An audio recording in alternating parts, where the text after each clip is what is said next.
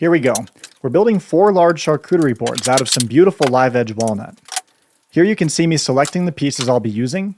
I offer my customers many different lengths and widths, so I have to be careful about which pieces I select here. I'm making 4 different boards, and they sell for different amounts depending on the size, which I'll talk about a bit more later in the video.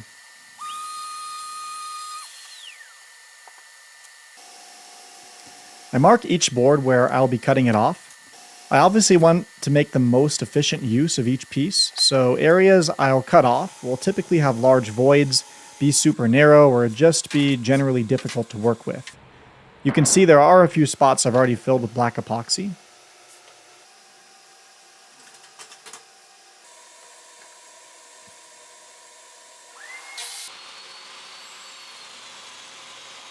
This crosscut sled is a lifesaver. I made this thing a few years ago, and I have cut so many pieces of wood on this thing. I honestly would be lost if I couldn't use this thing.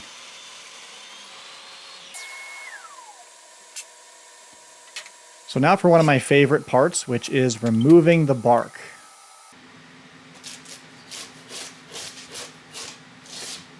That is so satisfying when it all comes off in one piece like that. I wish I could tell you it happens like that every time, but it does not, as you're going to see in the next clip here. I'll talk a little bit about sanding the edges, which I have some mixed comments on from my customers, but I want to explain why I do this. And mainly it's because I don't want to give my customers splinters. Really quick, speaking of that, you can see what some of these look like as kind of an unfinished edge. This one in particular had some pretty big cracks in it, which I'm going to fill with CA glue coming up here. But back to sanding the live edges.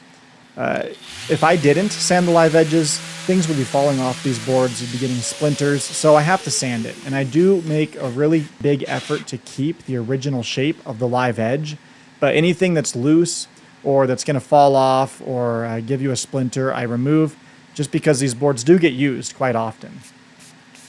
Here you see me fill a few cracks with CA glue. Some of the big ones that cause more of a structural issue with the board, I always fill before I run it through the planer. And that's just because the force that the planer puts on it, I just don't want to make any of these cracks any bigger, or especially that one on the face of the board. If the cutter head was to catch on that, then it could tear it out quite a bit. So planing these boards is also really satisfying. They go in pretty rough, and then it can take quite a few passes in the planer. But as you'll see, it really gives a good idea on what the board's going to end up looking like after they're planed.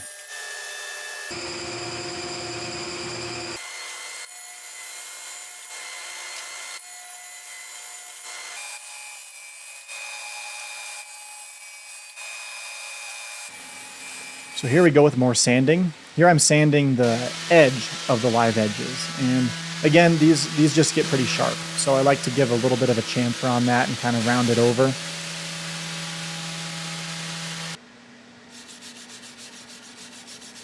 Here you'll see me using this knot filling system. And man, this thing has saved me hundreds of hours over the last few years. It's basically a really over-engineered glue gun with a hardened glue-like filler that fills in these knots and voids so they're smooth to the touch. Unlike epoxy or even CA glue, it doesn't provide any structural support, but it does make the piece look and feel much more finished. That aluminum block is just a heat sink that removes the heat and causes that filler to harden up pretty quickly. And then I just use a mouse plane and shave off the extra, and it's pretty much good to go with just a little bit of sanding afterwards.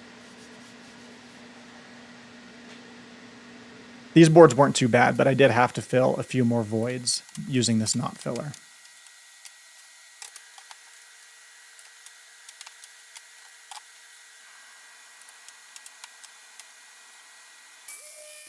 All right, everyone's favorite step in a woodworking project, sanding.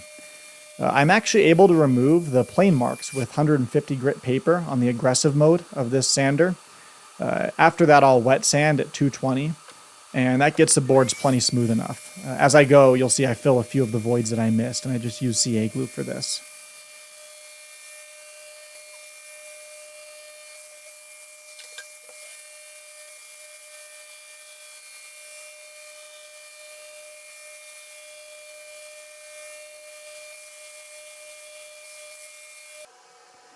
Now we've got the boards inside for engraving.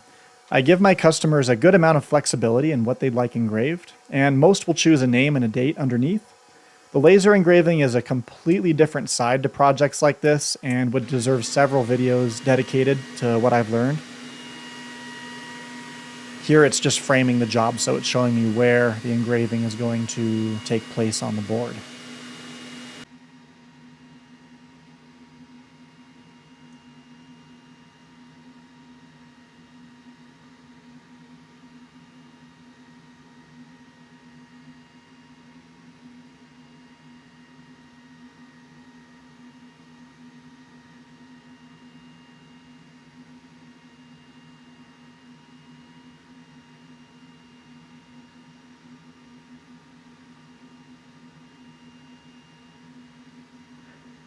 So here I'm applying a mixture of beeswax and mineral oil to the boards. In this batch I had 2 smaller boards and 2 larger ones. The 2 smaller ones sold for around $190 each, and the 2 larger ones sold for around $300 each. It's important to note that this is revenue and not profit, but still pretty good for a few hours work, and it's just amazing. I always like to say this. It's amazing that I get to work with such gorgeous wood. There's definitely no high-level woodworking going on in this video. In fact, I think you'd actually have to try to make this wood into something ugly. There's so much more that goes into making boards like this, though, so let me know in the comments if you'd like me to go into more detail about any of the other aspects of how I make a living selling boards like this. And of course, if you got any value out of this video, I hope you'd consider subscribing. It really helps this channel grow so I can make more videos like this one. Thank you so much for watching, and I'll catch you in the next video.